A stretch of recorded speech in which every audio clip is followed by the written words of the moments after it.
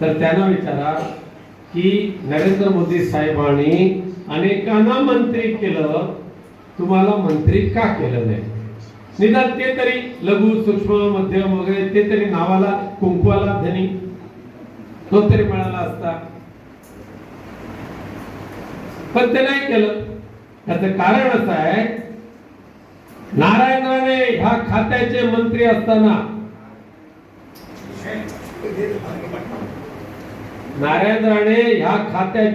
असताना सर्वात जास्त मोदी साहेबांच्या मंत्रिमंडळामध्ये सर्वात जास्त भ्रष्टाचार करणारा एकमेव मंत्री, त्याचं नाव नारायण राणे होतं.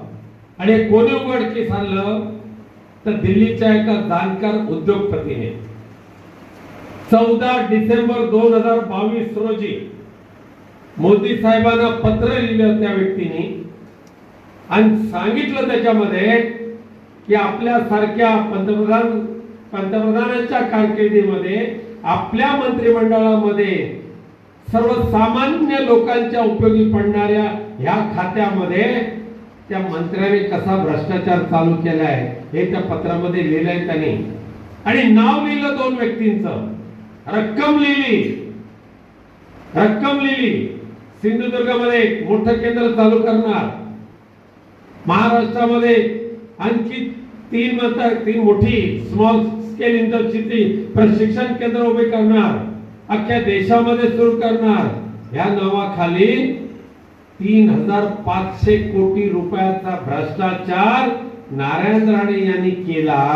आणि त्या भ्रष्टाचाराचं ऍडव्हान्स टक्केवारी नारायण राणेचे पीए रवी म्हात्रे आणि दुसरे स्वप्नील पाटील या 2 माणसांनी ठेकेदारांकडून ऍडव्हान्स घेतलं. हा आरोप विनायक राऊत नाही करत आहे, हा आरोप दिल्लीच्या एका उद्योगपतींनी थेट पत्र पाठवून नरेंद्र मोदी साहेबांकडे केला. त्या पत्राची प्रत सुद्धा करत बसले तर मी पत्रकारांना कधीतरी देईन, पण आता तारीख सांगतोय 14 डिसेंबर 2022 रोजी पत्र पाठवलं.